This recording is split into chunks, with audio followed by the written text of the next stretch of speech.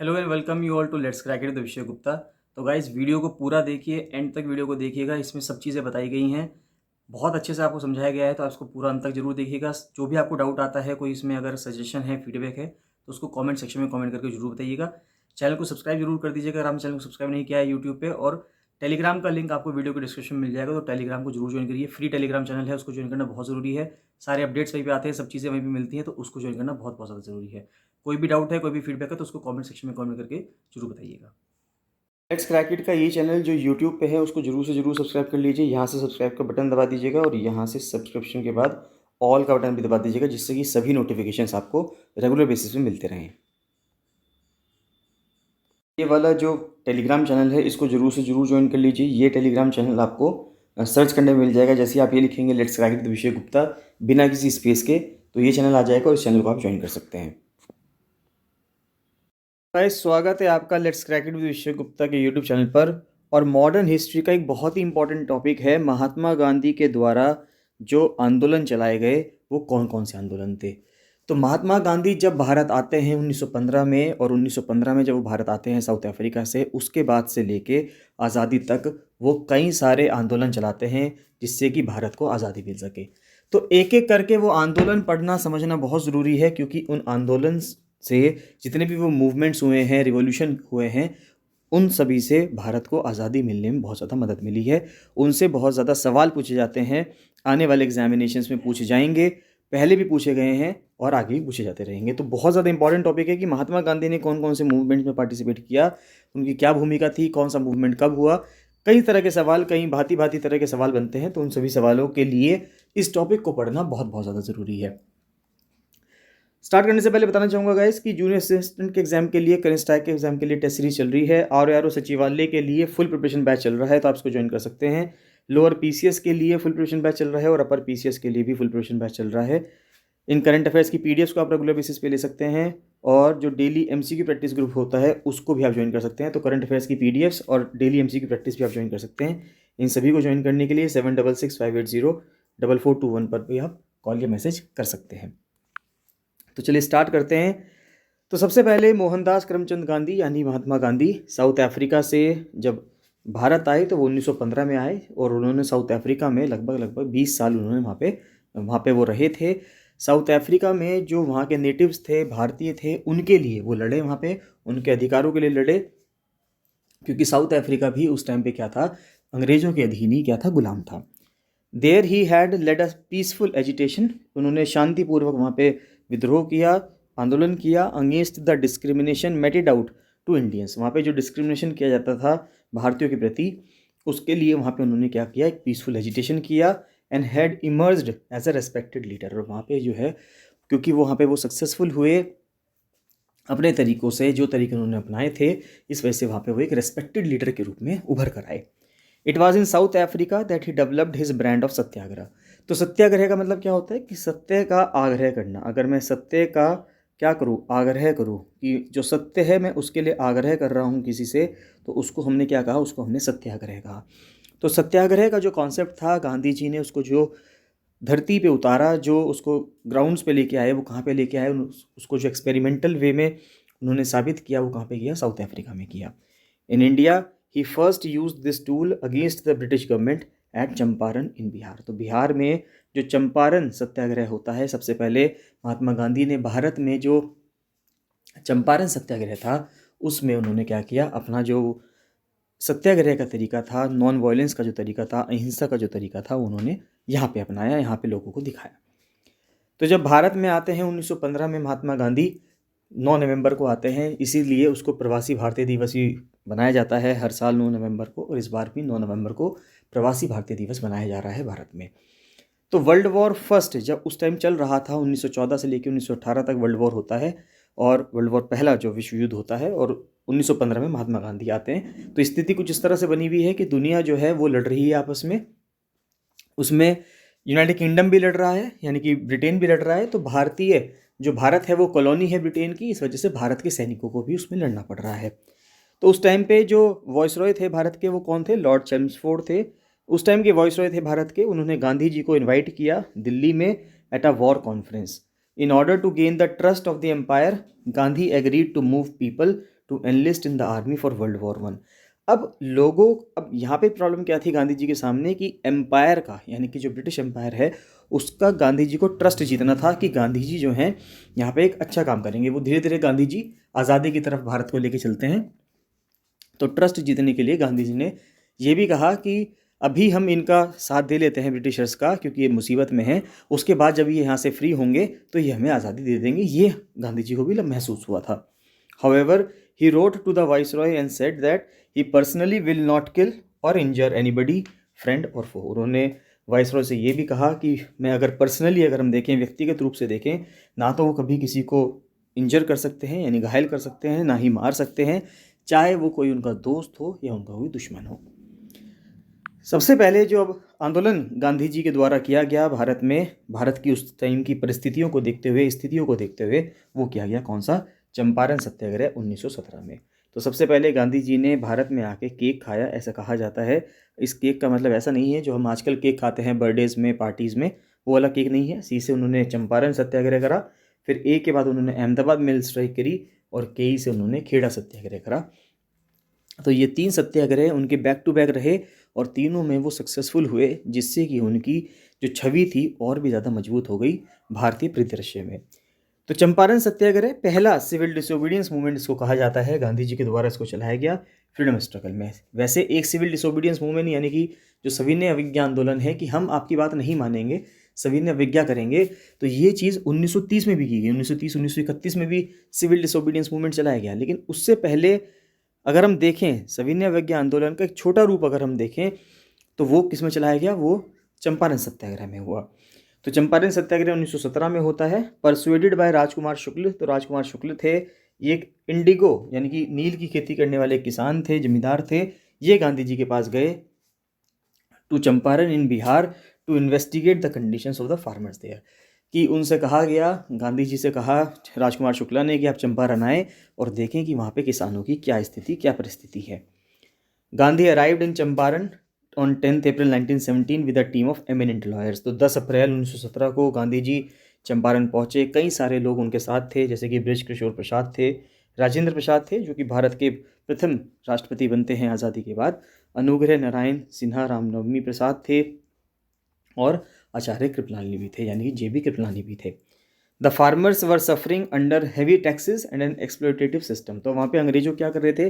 अंग्रेज़ों ने बहुत ज़्यादा टैक्सेस उस टाइम पे किसानों पे लगा रखे थे, और उनके साथ एक दमनकारी, एक्सप्लोटेटिव यानी कि शोषणकारी काम, नेचर जो था सरकार का, ब्रिटिश सरकार का, वो फार्मर्स के प्रति था। They were forced to grow indigo by the British planters. तो जो ब्रिटिश प्लांटर्स थे वो ज़बरदस्ती किसानों से उनके खेतों पे नील की खेती करवाया करते थे। किस सिस्टम के तहत? तिनकटिया सिस्टम के तहत करवाया करते थे। और इस इंडिगो से क्या बनाते थे? वो डाई बनाते थे, जिससे कि कपड़ों को रंगने का काम किया जाता था। Gandhi arrived in Champaran to investigate the matter but was not permitted by the British authorities to do so. Simple सी बात है, नहीं किया जाएगा। गांधी जी चंपारण पहुँचे, गांधी जी ने कहा कि मैं मैटर की इन्वेस्टिगेशन करूँगा कि यहाँ पे ये हो क्या रहा है। तो उनको ऑब्वियस सी बात है, जो अंग्रेजी सरकार थी उन्होंने मना कर दिया। He was asked to leave the place but he refuse. अब देखिए यहाँ पे मोड़ आता है। अभी तक लोग क्या करते थे, जब अंग्रेज, पहली बात तो लोग अंग्रेज़ों के खिलाफ़ कुछ बोलते ही नहीं थे, और इनकेस अगर वो बोलते थे और अंग्रेज़ों ने अगर उस चीज़ को मना कर दिया तो लोग चुपचाप बैठ जाते थे या कुछ दंगा फसाद थोड़ा बहुत करते थे, लेकिन इससे ज़्यादा नहीं आगे बढ़ते थे। क्योंकि अगर शांतिपूर्वक काम को कर पाना थोड़ा मुश्किल है एज़ कम्पेरिजन टू अशांति से कर पाना, क्योंकि आप लड़ ईजिली सकते हैं, लड़कर या तो हार जाएंगे या सामने वाले को हरा देंगे, लेकिन बिना लड़े सामने वाले को हराना, ये कला किसी किसी में ही होती है। तो अब यहाँ पे गांधी जी ने क्या किया, जब गांधी जी को जगह को खाली करने के लिए कहा, क्योंकि गांधी जी अंग्रेजी दफ्तर के बाहर वहाँ पे प्रोटेस्ट कर रहे थे कि भाई हमें परमिशन मिलनी चाहिए, तो गांधी जी ने उस चीज़ को मना कर दिया कि मैं यहाँ से नहीं जाऊँगा। ये कुछ अंग्रेज़ों के लिए नई चीज़ थी, कि नए अंग्रेज़ों के लिए एक चुनौती थी कि एक व्यक्ति, जो भारतीय व्यक्ति है, वो अंग्रेज़ों की सत्ता को किस तरह से चुनौती दे रहा है। He was able to gather support from the farmers and the masses. तो जो लोग हैं वहाँ पे, किसान हैं, गांधी जी जो हैं उन सबसे उनको समर्थन जुटना शुरू हो गया, समर्थन मिलना शुरू हो गया। When he appeared in court in response to a summon, almost 200 locals accompanied him। यानी कि जब कोर्ट के द्वारा उनको सम्मन मिला कि उनको कोर्ट में पेश होना है, तो करीब करीब 2000 लोगों को 2000 लोग जो थे उनके साथ चले। The case against him was dropped and he was allowed to conduct the inquiry. उसके बाद में केस उनके खिलाफ जो था वो हटा दिया गया और कह दिया गया कि ठीक है, जो इनको इंक्वायरी करनी है, जो इनको ये करना चाहते हैं इंक्वायरी, वो ये कर सकते हैं। After peaceful protests against the planters and landlords led by Gandhi, the government agreed to abolish the exploitative tinkathia system. तो तिनखटिया सिस्टम के तहत क्या होता था कि अगर आपका एक खेत है और इस खेत का जो 3/20 हिस्सा है, उसमें क्या करना होता था, 3/20 हिस्से में जो खेत होता था उसके 3/20 हिस्से में आपको क्या करनी होती थी, नील की खेती करनी पड़ती थी। ये हर किसान के ऊपर क्या था, ज़बरदस्ती था कि उसको ये करना ही करना है। The peasants also received a part of the money extracted from them as compensation. तो उसके बाद असेसमेंट के बाद चंपारण एग्रेरियन एक्ट 1918 भी पास किया गया, जिससे कि जो वहाँ पे किसान हैं उनके इंटरेस्ट्स को बचाया जा सके। चंपारण स्ट्रगल को पहला एक्सपेरिमेंट कहा जाता है सत्याग्रह का, जो गांधी जी के द्वारा किया गया। इसके बाद अहमदाबाद मिल स्ट्राइक होती है और फिर खेड़ा सत्याग्रह भी किया जाता है। इसी दौरान गांधी जी को जो बापू नाम है, महात्मा नाम है लोगों के द्वारा, वो भी दिया गया। इसके बाद आता है फिर अहमदाबाद मिल स्ट्राइक। तो चंपारण हो गया, चंपारण में गांधी जी ने प्लांटर्स के खिलाफ जो अंग्रेजी सरकार थी उनका जो दमन था उसको ख़त्म करवा दिया, और वहाँ पर इंडिगो की यानी नील की खेती को जो ज़बरदस्ती करवाया जाता था उसको भी बंद करवा दिया गया। इसके बाद फिर बात आती है कुछ ही समय में अहमदाबाद से। तो अहमदाबाद से एक कॉटन की मिल से आवाज़ उठती है, गांधी जी को वहाँ जाना होता है। तो Gandhi used Satyagraha and hunger strike for the first time during an industrial dispute. अब क्या होता है कि एक इंडस्ट्री है, अहमदाबाद में एक मिल है, कपड़े की मिल है, वहाँ पे एक डिस्प्यूट उठता है जो उस मिल के मालिक हैं और जो उस मिल के कर्मचारी हैं उनके बीच में। तो गांधी जी ने, जैसे हम कहते हैं कि पहला सिविल डिसोबीडियंस मूवमेंट, सविनय अवज्ञा आंदोलन कहाँ पे किया, चंपारण में किया। इसी प्रकार से गांधी जी ने पहली जो भूख हड़ताल का जो यूज़ किया अपना टूल, वो कहाँ पे यूज़ किया, जो अपना हथियार यूज़ किया भूख हड़ताल का, वो अहमदाबाद मिल स्ट्राइक में किया। तो ऑनर्स जो थे, यानी कि जो मिल के ऑनर्स थे, वो ये चाहते थे कि जो प्लेग बोनस था, क्योंकि उस टाइम पे प्लेग भी फैला था, वहाँ पे कॉलेरा का प्लेग फैला था, तो वो जो प्लेग बोनस था कि उसको हटा दिया जाए, वो किसानों, वो जो वर्कर्स हैं, मिल के कर्मचारी हैं, उनको ना दिया जाए। और वर्कर्स ये डिमांड कर रहे थे क्योंकि उस टाइम पे वर्ल्ड वॉर भी चल रहा था, तो उस टाइम पे चीज़ें महंगी भी हो रही थी और बीमारियां भी फैली थी, तो उस वजह से सभी चीज़ों के दाम बढ़ते जा रहे थे, इन्फ्लेशन बढ़ रहा था। जब महंगाई बढ़ रही थी तो उस वजह से वर्कर्स चाहते थे कि उनकी सैलरी में इंक्रीमेंट होना चाहिए, तो कि उनकी वेजेस में 35% का इंक्रीमेंट होना चाहिए। During the peaceful strike lead by Gandhi he underwent a hunger strike. तो वहाँ पे फिर गांधी जी ने पीसफुल स्ट्राइक किया और वहाँ पे उन्होंने एक भूख हड़ताल की। He also backed the Gujarati Khaira peasants. तो गुजरात के जो खैरा पीजेंट्स थे उनका भी उन्होंने साथ दिया in their right against the seizure of land revenue following the failure of their crops. Sardar Vallabhbhai Patel ने अपनी जो लीगल प्रैक्टिस वो कर रहे थे, क्योंकि सरदार वल्लभ भाई पटेल भी अपने आप में क्या थे, लॉयर थे, उन्होंने अपनी लीगल प्रैक्टिस छोड़ी और गांधी जी को सपोर्ट करने लग गए और गांधी जी के साथ वो भी आंदोलन में शामिल हो गए। अहमदाबाद मिल strike was successful and the workers were granted the wage hike they wanted. तो जो वो वेज हाइक चाहते थे वो वेज हाइक उनको मिल गया। बैकग्राउंड अगर देखें तो mill owners wanted to take the bonus in the dispute between the workers and owners of the Ahmedabad mills, और in order to deal with war time inflation. अब देखिए वो लड़ाई के समय जो इन्फ्लेशन चल रहा था, जो ब्रिटेन, क्योंकि ब्रिटेन का इन्वॉल्वमेंट था वर्ल्ड वॉर 1 में, उसमें जो खाने के फूड ग्रेन्स होते हैं उनके दाम डबल हो गए थे, कपड़े महंगे हो गए, दूसरी नेसेसिटीज़ बढ़ गई। तो वर्कर्स की डिमांड तो ये थी कि 50% का वेज इंक्रीज़ होना चाहिए। वर्कर्स चाहते थे 50% वेज इंक्रीज, लेकिन बाद में मामला जो है वो 35% पे सुलटा कि 35% जो है वो आपको सेटलमेंट 35% पे होता है। The workers went on strike because the mill owners would only agree to a 20% pay raise. अब मिल के जो ऑनर थे वो चाहते थे कि सिर्फ हम 20% पैसा दें, वर्कर्स चाह रहे हैं 50% पैसा दें, तो यानी कि कोई भी अपनी स्थिति से आगे बढ़ने के लिए तैयार नहीं है। इस वजह से फिर एक बीच का रास्ता 35% निकाला गया। 15% वर्कर्स ने अपनी डिमांड कम करी और 15% ऑनर्स ने, मिल ऑनर्स ने अपनी डिमांड को, जो उनको देना था, उस चीज़ को आगे बढ़ा दिया। As a result of the strikers arbitrary dismissal and the mill owners decision to hire Bombay weavers. अब देखिए वहाँ पे क्या हुआ कि जब जो स्ट्राइक कर रहे थे कर्मचारी, तो मिल ऑनर्स ने कहा कि अगर आप स्ट्राइक करेंगे तो हम आप सबको हटा देंगे और हम बॉम्बे से और दूसरे जो वीवर्स हैं, जो यानी कि जो कपड़े बनाने का काम करते हैं, उनको ले आएंगे। तो इस फैसले से और ज़्यादा दिक्कतें आने लगी, वहाँ पे भूख हड़ताल होने लगी। The relationship between the mill owners and the workers deteriorated, और जो रिलेशनशिप था, एक रिश्ता हुआ करता था मिल के मालिकों का और कर्मचारियों का, उनके बीच में बहुत ज़्यादा लड़ाइयाँ शुरू हो गई। For support in their struggle for justice, जो मिल वर्कर्स थे वो अनुसुईया साराभाई के पास गई। तो जो अनुसुईया साराभाई जो थी, ये बहुत ज़्यादा इन्होंने बढ़ चढ़ कर काम किया अहमदाबाद मिल स्ट्राइक के दौरान। गांधी भी आए इसके अंदर during a dispute between Ahmedabad cotton mill owners and employees March 1918 में, क्योंकि उनको प्लेग बोनस नहीं दिया जा रहा था।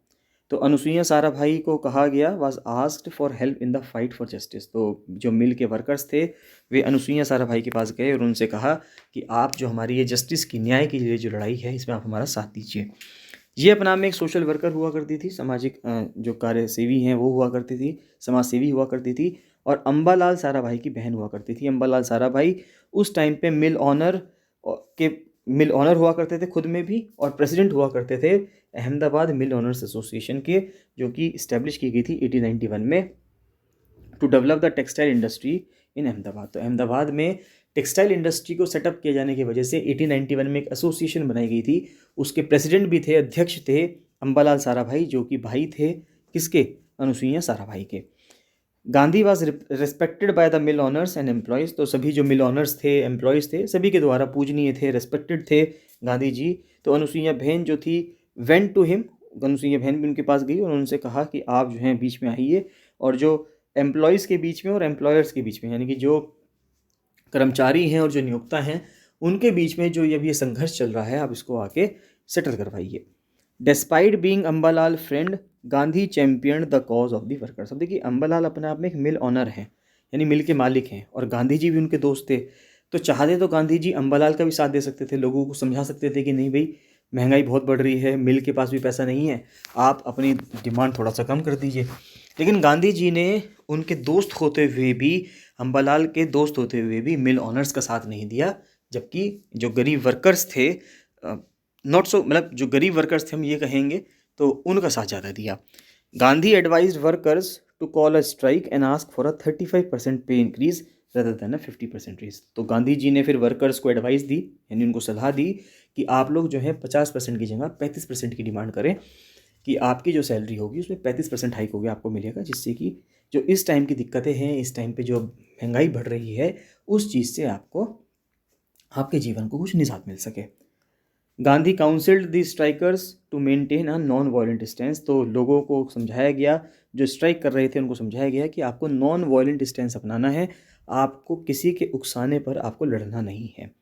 He began his first fast unto death. पहली बार उन्होंने आमरण अनशन किया, यानी कि जब तक मेरी डिमांड पूरी नहीं होगी मैं अनशन पर रहूँगा, और मैं अनशन पे तब तक रहूँगा जब तक मेरी प्राण नहीं निकल जाते। To fortify the workers resolve after talks with the mill owners fell through. क्योंकि जो मिल ऑनर्स से पहले शुरू में बात जब बेकार हो गई, वो नहीं फ्रूटफुल हो पा रही थी, तो गांधी जी जो है खुद हंगर स्ट्राइक पे बैठ गए। The fast did however exert pressure on the mill owners who ultimately consented to refer the case to your tribunal. तो फिर फास्ट की वजह से जो ये आमरण अनशन पे बैठे गांधी जी, इसके वजह से सिंपल सी बात है कि जब गांधी जी जैसे स्टेचर का व्यक्ति, जिसने उससे पहले चंपारण में अपनी धाक जमा दी हो, भारत में काफ़ी ज़्यादा उन्होंने काम किया है, वाइसरॉय वगैरह से वो मिल सकते थे, इतनी बड़ी पहुंच का आदमी अगर किसी चीज़ के प्रति भूख हड़ताल पर बैठा है, तो ये अपना में एक बहुत बड़ी बात होगी।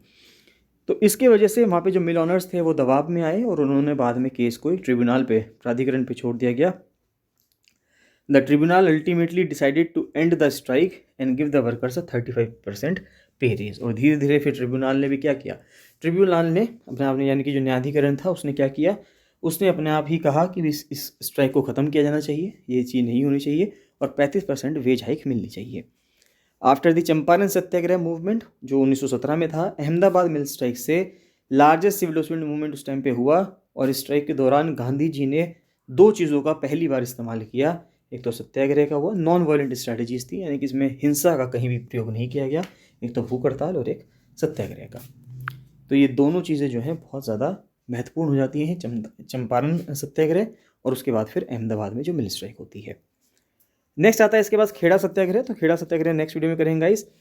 बताइए आपको कैसे लग रहा है, ये वीडियोस कैसी लग रही हैं, इनमें आपको कोई भी डाउट है, फीडबैक है, सेशन है, तो कमेंट सेक्शन में कमेंट जरूर कीजिए, वीडियो को अंत तक जरूर देखा करिए, और आप और किन टॉपिक से वीडियो बनवाना चाहते हैं उनको भी ज़रूर से ज़रूर मेंशन कीजिए।